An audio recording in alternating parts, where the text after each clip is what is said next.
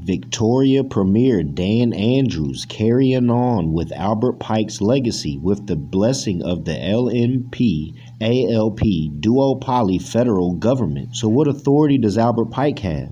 Because I was reading that his authority is perpetual beyond the grave to his bloodline. Albert Pike fought with John Drew.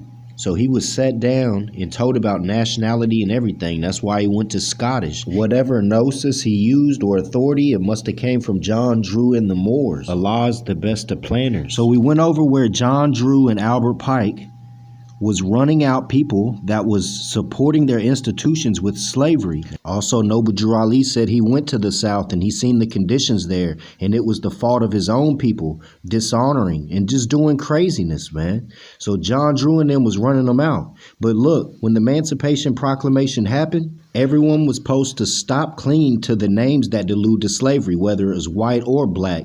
We was supposed to declare our nationality and get our own nations built up first. Europeans go back home, and it would have been bad at first, but America would be better by now. All of the Asiatics started working for the European. So the Europeans didn't get work because there was no Asiatics hiring Europeans, and all of the Asiatics was doing work for half the price of a European. So it wasn't fair. Albert Pike said the Emancipation Proclamation caused a nuisance because they was getting all the work because they was willing to do it for half off.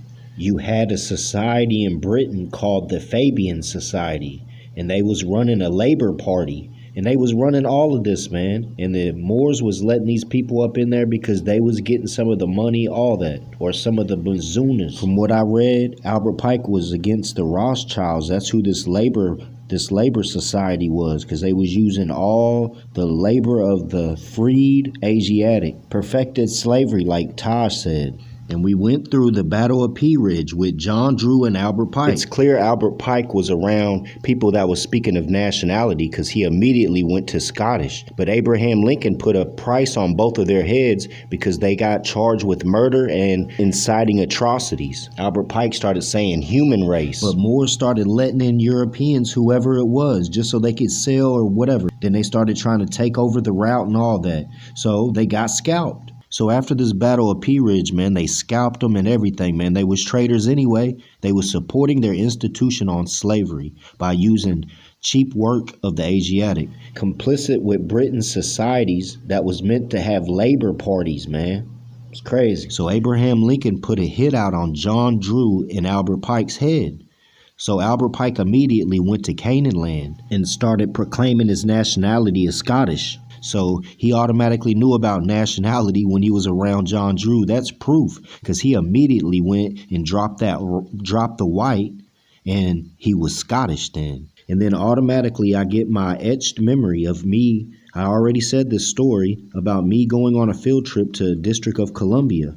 And I went to where Abraham Lincoln was shot, and they carried him across the street and they laid him in a bed. And I seen the blood on the pillow of the man who put a hit out on my forefathers. Albert Pike specifically said they still want to cling to the corpse lip to lip. I'm not worried about how the unconscious people in so-called United States views Albert Pike, because the nations of the world viewed him as making temples to cause destruction to the British Fabian Society.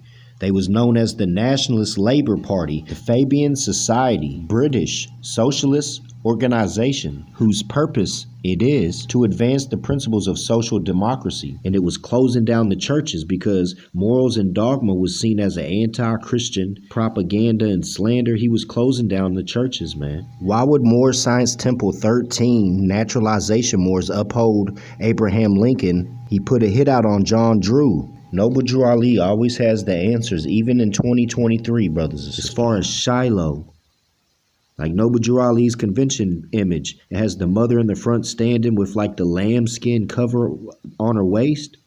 And on it, it said Shiloh. And that's supposed to be the sacred name of the Canaanites' land. Before Moses and them came up on the land, the Canaanites was already there.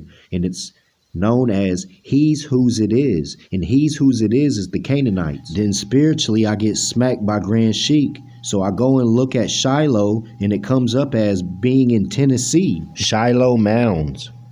It also ties specifically to what they call the West Bank, or the West Gate is known as the Moors Gate.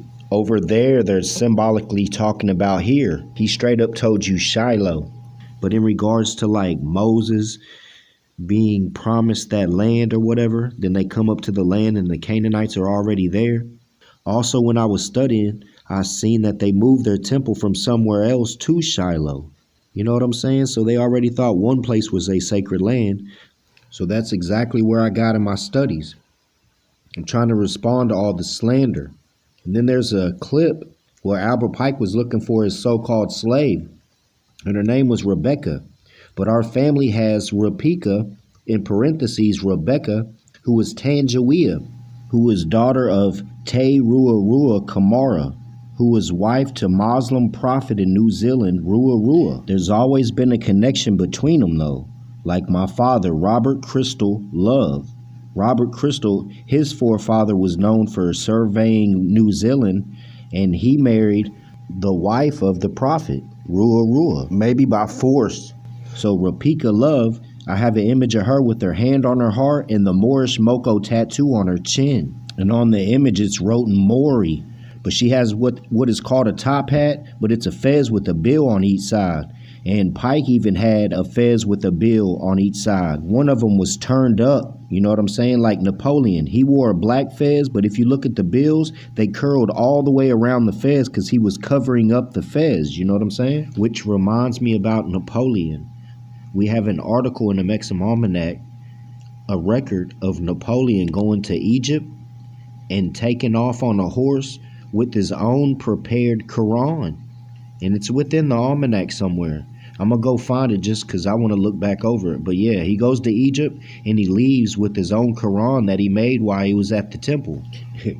You can't deny the G-force on a Maxim Almanac, because we'll go from one to another to a loop, totally to the right on something else, but it all ties in, you know what I'm saying? So you can't deny the G-force at a Maxim Almanac, brothers.